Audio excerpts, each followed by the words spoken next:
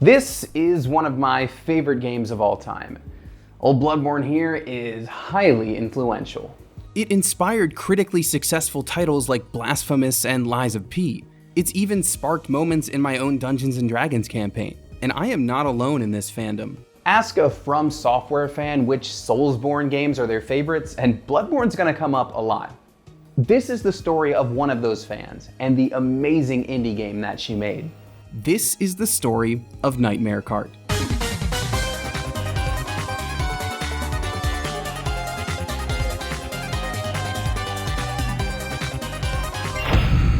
Nightmare Kart. I could describe Nightmare Kart as an absolute blast, or some of the most nostalgia-tinged fun I've had with a kart racer, but neither of those really help paint the picture of what the game actually is. So let's try this. Nightmare Kart is a gothic horror, PS1 looking kart racer whose biggest inspiration is Bloodborne. In fact, it started its development under the name Bloodborne Kart. We'll get into the full story, but it's important to start with the impact of Bloodborne. I've already talked quite a lot about my love for this game, and From Software games in general, on this channel. For Bloodborne specifically, I genuinely believe that the studio achieved a level of world building that not even Elden Ring can match. From the dark gothic setting to the rich Lovecraftian lore, there's an it factor to Bloodborne that has yet to be replicated, or remade, or remastered. Thanks, Sony. Anyway, I really need to introduce our special guest. I am Lilith Walther. I am a game developer. I've been making games for, a long time now. And I made my first self-published game in 2021, and then after that worked on Bloodborne PSX, which is like a demake of Bloodborne. And a few months ago, I just released Nightmare Kart, which is like a gothic kart racer, obviously, and very directly inspired by Bloodborne. I'm sure we'll get into that in a second. Lilith and I came to Bloodborne at the same point in our lives, college. I guess it's pretty fitting that there's an actual university in the game too. Gotta love Bergenworth. Go Spiders! I was a big Armored Core fan when I was younger, on the PS2. In college, everyone was talking about this new Dark Souls game. I was like, oh, it's by the Armored Core people. All right, great. And I played it. And, of course, I got addicted. I fell in love. Great game. Bloodborne was announced, but I was like, oh, shit, it's From Software. So I'm super excited. And it came out, remember? Yeah, I was still in college. It came out. And that was, at the time, my favorite game ever. I mean, it's kind of hard to have an objective list about video games, but it's definitely...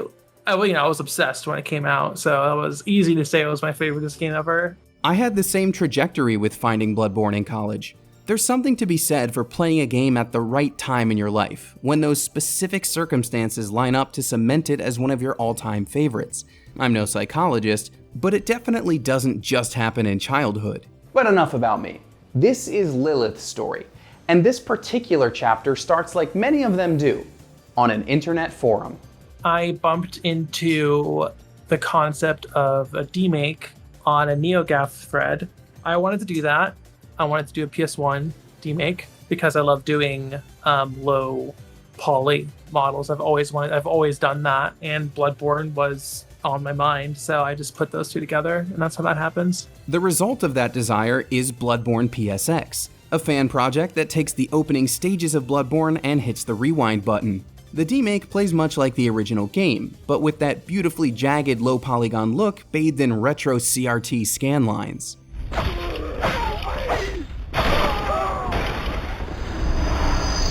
My first console was N64. That's just how I visualized it, because I was like, oh, when I grow up, I'll make video games and they'll look like this, right? Lilith didn't just take the game from PlayStation 4 back to PS1. She also added a homegrown bonus area that fit the overall Bloodborne vibe.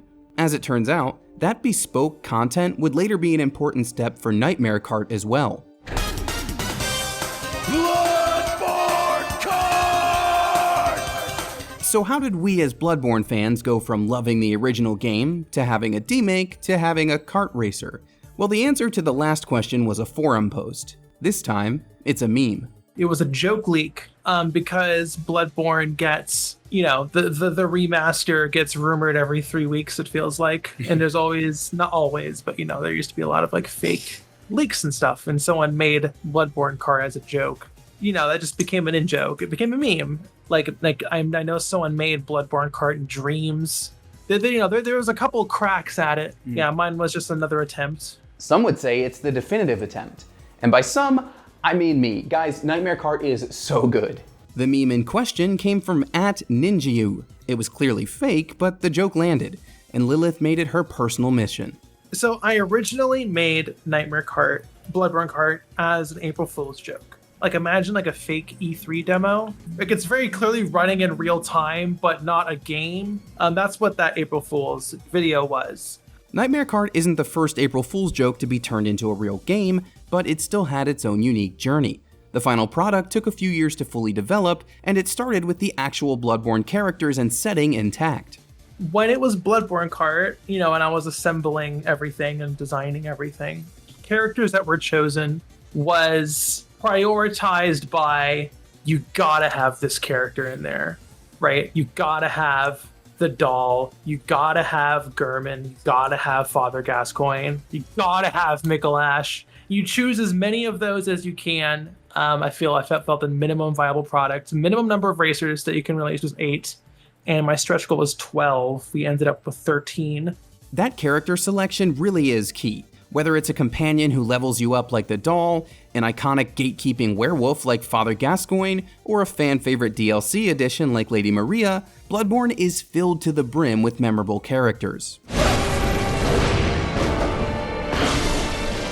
To leave certain ones out would be a letdown, but at the same time, it's not enough to simply have a selection of familiar faces on the character screen. Lilith made sure that the vehicle matched the driver. I looked at the racers, we looked at the racers, and we were like, what would they be driving, right? What kind of cart would they drive? So it was like, okay, well, Father Gascoigne has to be on a cool motorcycle, and, Gurman's in his wheelchair.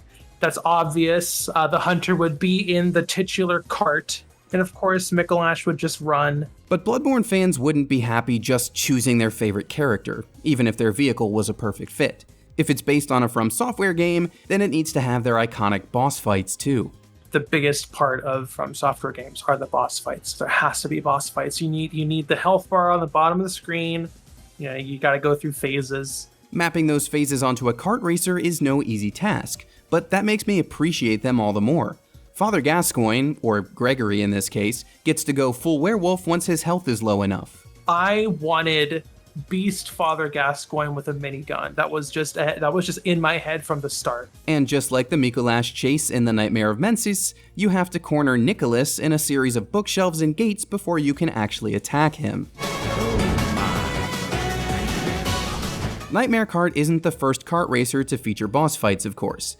Diddy Kong Racing has an infamous race against WizPig, and Mario Kart 64 had a robust battle mode before that. The biggest inspiration was on the kart racer side was very much Mario Kart 64. That was the kart racer I played back in the day. Also, this is a few generations after, but I was also really into MotorStorm. The whole appeal of MotorStorm is that there's like 12 different types of vehicles ranging from tiny little bikes to, big rigs.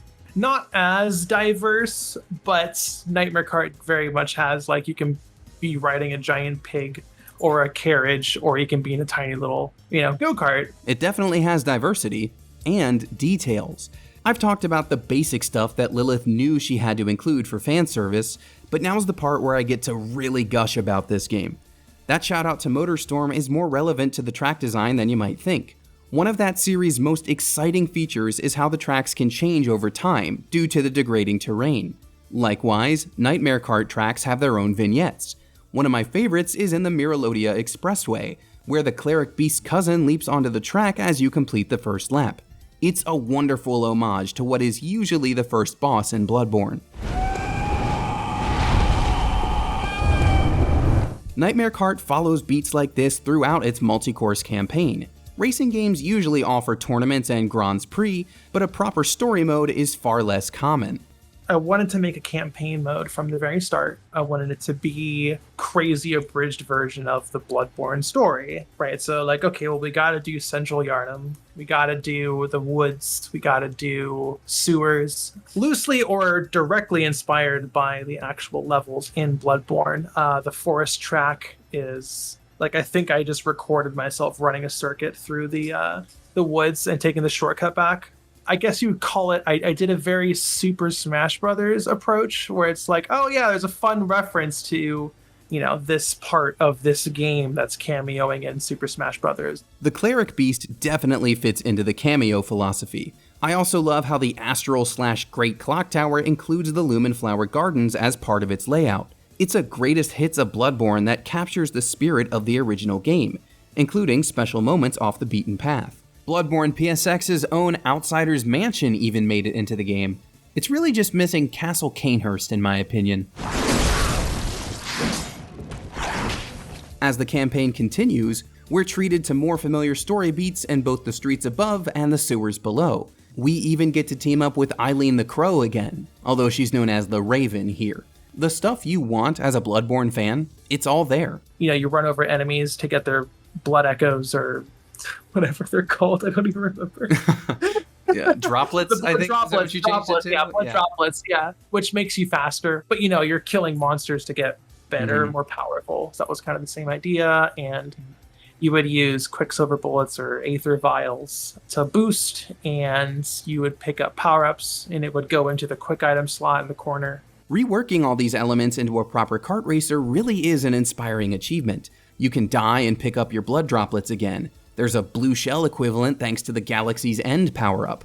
Mistress Mary rocks a super cool cogwheel cart that looks like something straight out of Twisted Metal. Even Insight made it into the game. Somehow, Nightmare Kart manages to take the very manifestation of madness and turn it into points for winning battles and ranking highly in each race. The appeal of Nightmare Kart is that it's the wrong genre for a kart racer. That's the whole joke. So I really try my best to lean into that. I really think Lilith is being too modest on that one. Bloodborne Kart was supposed to be a joke, but Nightmare Kart proves that it's a viable idea. It's good. Almost too good. And this is where the story takes a turn. You've been hearing two names throughout this video, Bloodborne Kart and Nightmare Kart. The latter is what the finished, publicly available game was ultimately called.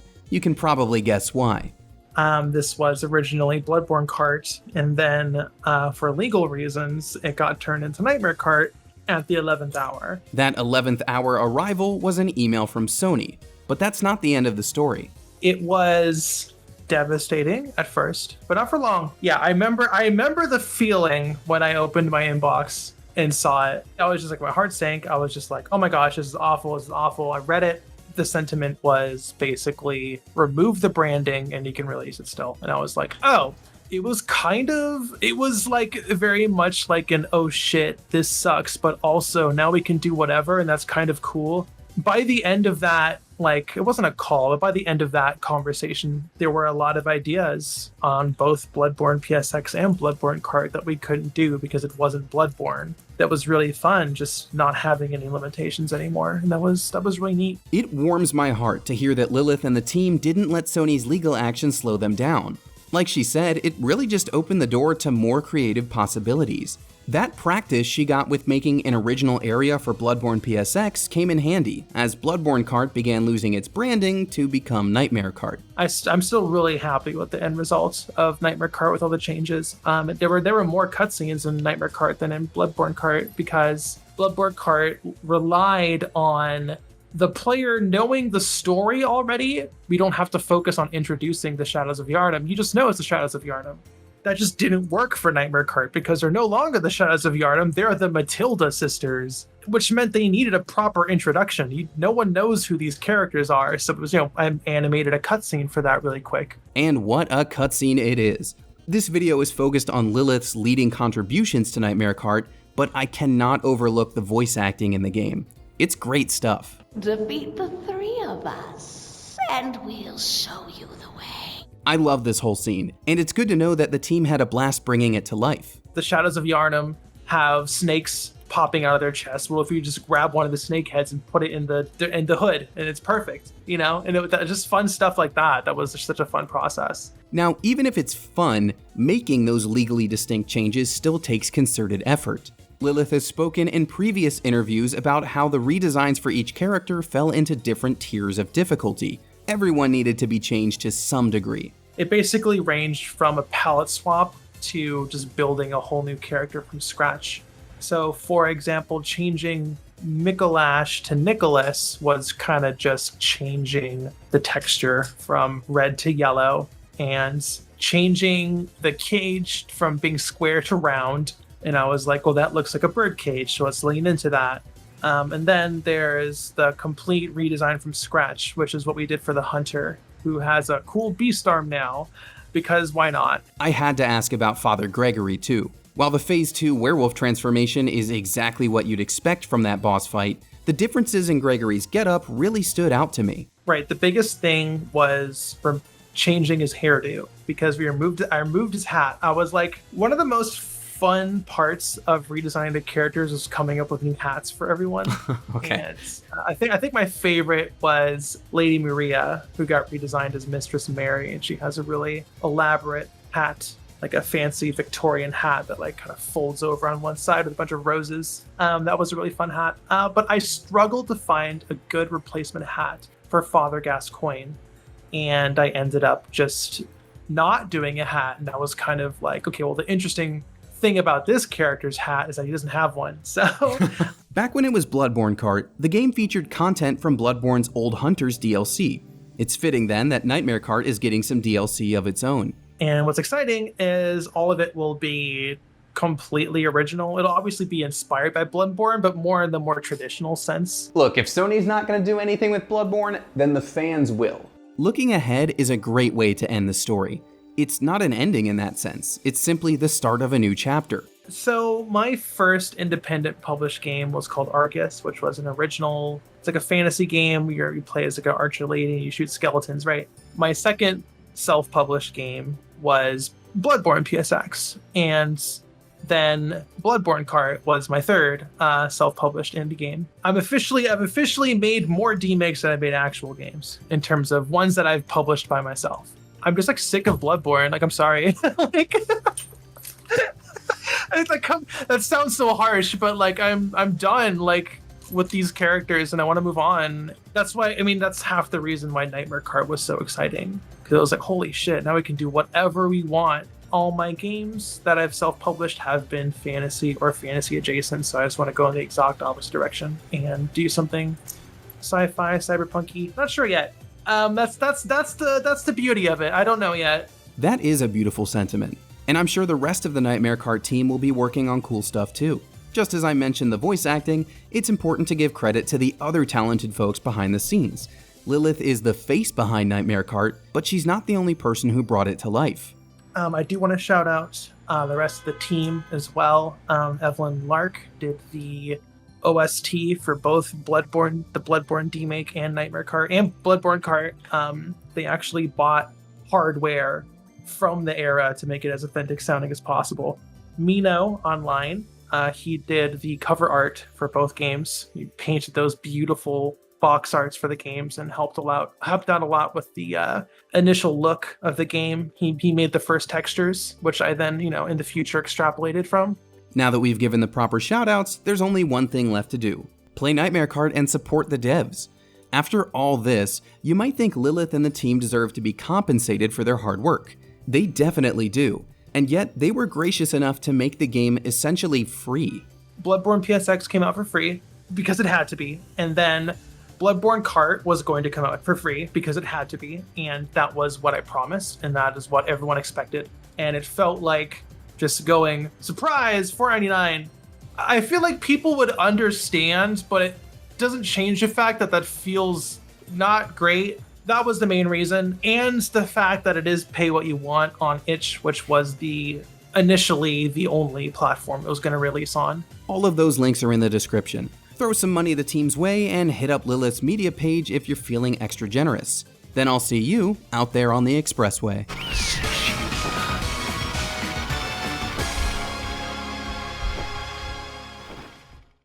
Hey, thank you so much for watching this video. If you like what I'm doing here on Framework, please hit that subscribe button in the middle. It would help me out an awful lot if you do. And if you want to see the stuff I've already made, you can hit that link on the far left. Thanks for watching, and I'll see you next time.